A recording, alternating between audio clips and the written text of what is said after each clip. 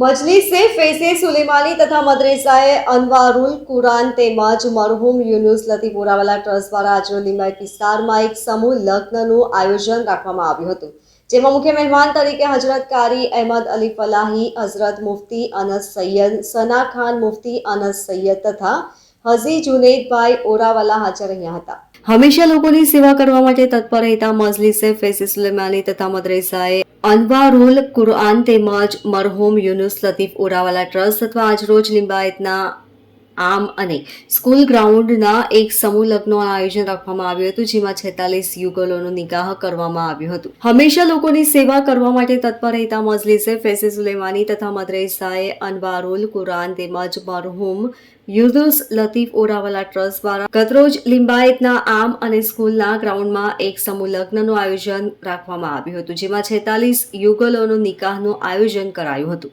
આ પ્રોગ્રામમાં સુરત તથા આજુબાજુના વિસ્તારમાં મુફ્તી તથા ઉલમાએ ઇકરામે હાજરી આપી હતી। પ્રોગ્રામની શરૂઆતમાં હાજર મહેમાનોનું સાલ, ટ્રોફી તથા બુકે આપી સન્માન કરવામાં આવ્યું હતું અને પ્રોગ્રામના મુખ્ય મહેમાન સના ખાન તેમજ મુફ્તી અનસનો જુનેદભાઈ ઓરાવાલાના હસ્તે સન્માન કરવામાં આવ્યું હતું।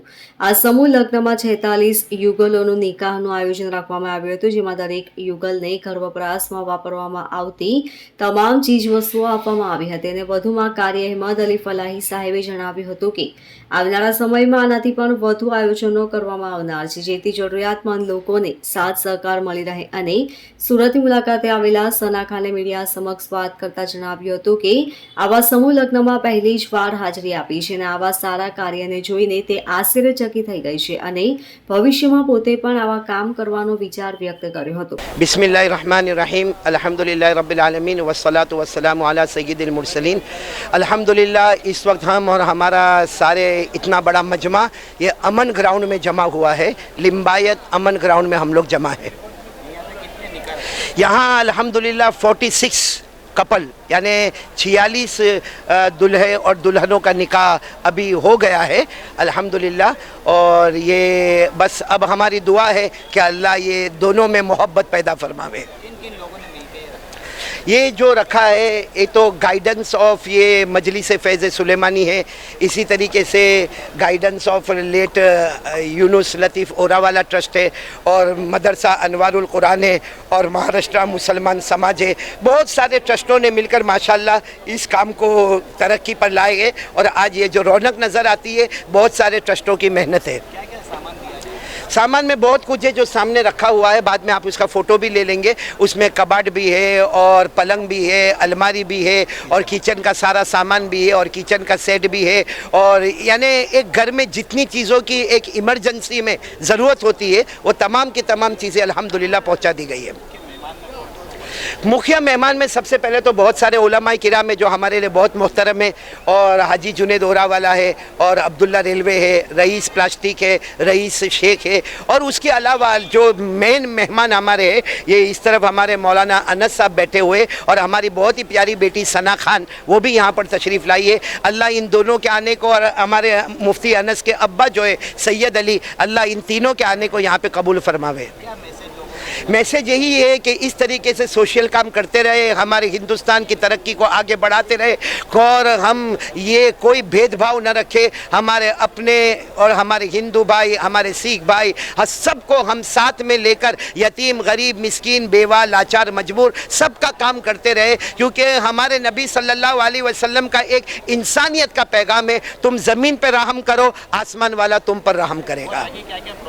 आगे हमारा प्रोग्राम कल हम ज़ैनब हॉस्पिटल में इंशाअल्लाह we are performing cataract operations और डायलिसिस ऑपरेशन और उसके बाद हम आलिया बेट में जाएंगे, वहाँ स्कूल और मदरसा यानी दीन और दुनिया दोनों की केबिन लगेगी। और उसके बाद फिर हम वहाँ से दूसरे दिन तड़केश्वर जाएंगे, वहाँ 10 ग्रुप वेडिंग है और उसके बाद फिर हम मालेगांव जाएंगे, वहाँ अबाउट 60 वेडिंग ग्रुप है। मतलब अब हमारा सफ़र जो है वो चला ही शुरू है, यहाँ से लेकर मालेगांव तक हमारा सफ़र चलता रहेगा इंशाअल्लाह। को मैं यही मैसेज दूंगा कि अपनी जवानी को संभाले, अल्लाह रसूल सल्लल्लाहु अलैहि वसल्लम के तरीके पर चले, इस्लाम के तरीके पर चले। और मैं सब जवानों को कहूँगा कि बहुत ही यानी रिस्पेक्ट अदब का ख्याल रखे, अपने बड़ों की खिदमत करे, अपने छोटों पर शफकत करे।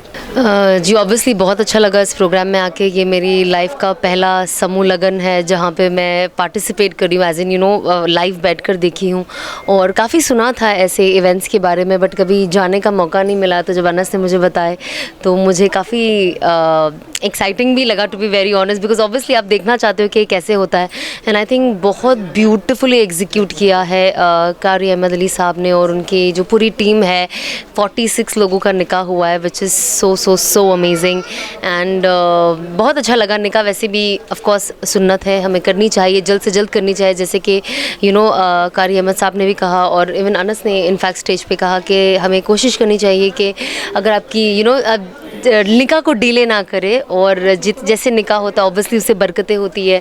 तो मुझे इतने बरकत वाले एनवायरनमेंट में बैठ के बहुत अच्छा लगा।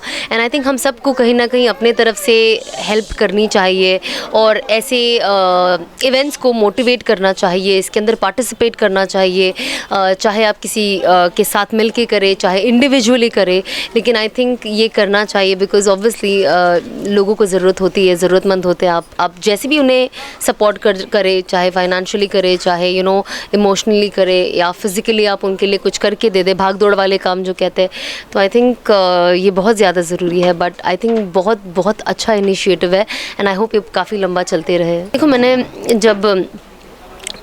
जब अनस से मेरी बात होती थी, ऑफ कोर्स मैंने दिन की ज़्यादा से ज़्यादा बातें 90% अनस से ही सीखी है। तो वो हमेशा जब निकाह का वक्त था हमारा, तो उन्होंने कहा था कि बहुत ब्यूटीफुल आयत है, हदीस है ये, कि नबी पाक सल्लल्लाहु अलैहि वसल्लम को कहा गया सबसे पसंदीदा निकाह कौन सा है, तो कहा कि वो निकाह जिसमें सबसे कम खर्च हो।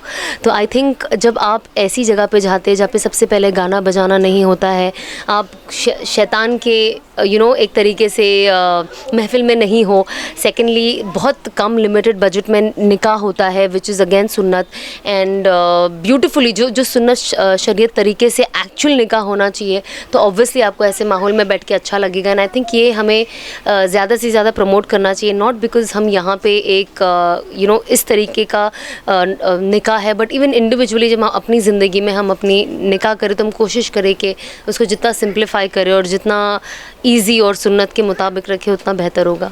ऑफ कोर्स मैं बिल्कुल चाहती हूँ कि मैं हर तरीके का प्रोग्राम करूँ, और जाहिर सी बात है लोगों को बहुत सारी चीज़ों की ज़रूरत है, ऐसी भी चीज़ों की ज़रूरत है जो शायद हमारे गुमान में भी नहीं होगा, और जब आप लोगों से मिलते हो और जब लोग बताते हैं तो पता चलता है अच्छा ये भी चीज़ है, अच्छा वो भी चीज़ है। तो इंशाल्लाह हम पूरी कोशिश करेंगे कि आगे यही साल इनफैक्ट ऑफ कोर्स रमज़ान भी बहुत नज़दीक आ रहा है, तो हम कोशिश करते हैं कि हम जितना ज़्यादा अपने तरफ से कर सके उतना करें। तो बस कोशिश करेंगे कि, और जैसे अनस ने भी कहा है निकाह के बारे में, स्पेशली ये वाला देख के, तो डेफिनेटली हम करना चाहेंगे ऑब्वियसली कि एक दूसरे की सुनो और सुन के चलो। वो कहते हैं ना कि जब स्पेशली ऑब्वियसली अगर मेरा एक चीज़ बहुत मानना है कि जब दूल्हा और दुल्हन एक ये रिलेशनशिप एक ट्रायंगल होता है, अल्लाह मियाँ यहाँ दूल्हा और यहाँ दुल्हन, तो दूल्हा दुल्हन जितने अल्लाह के नज़दीक होते हैं वो एक दूसरे के उतने नज़दीक होते हैं, पर वो जितना अल्लाह से दूर होते हैं वो एक दूसरे से उतने दूर होते हैं। तो अगर आई थिंक हम हर चीज़ में अल्लाह को बीच में रख के चीज़ें करें, ऑफ कोर्स झगड़े होते हैं, तू मैं होती है, डिसएग्रीमेंट्स होगा, आपका दो अलग इंसान है, जाहिर सी बात है, लेकिन वो होने के बाद इमीडिएटली उसे रिजॉल्व कर देना, माफ़ी मांग लेना, माजरत कर लेना, और वापस से शैतान को विक्ट्री नहीं देना उस दिन। आई थिंक ये चीज़ हमारे हाथ में है, तो हमें कोशिश करनी चाहिए कि हम अपने रिलेशन को ब्यूटिफाई करें। चीज़ें अप डाउन आएगी, बट हम कोशिश करें कि हम एक दूसरे का साथ दे, because obviously it's till eternity, मतलब मरने तक और मरने के बाद भी तो हम कोशिश करें कि हम जितने मियाँ बीवी दोनों एक दूसरे के हुकूक को फॉलो करें और अल्लाह के खातिर प्यार करें और अल्लाह के खातिर सहे, और ऑफ कोर्स सहना और गुजरना तो रहता ही है, वो सारी चीज़ें। तो बस यही करें और खुश रहे और एक दूसरे को हमेशा मुस्कुराते रखें। ब्यूरो रिपोर्ट, अलगेई स्टार न्यूज़, सूरत।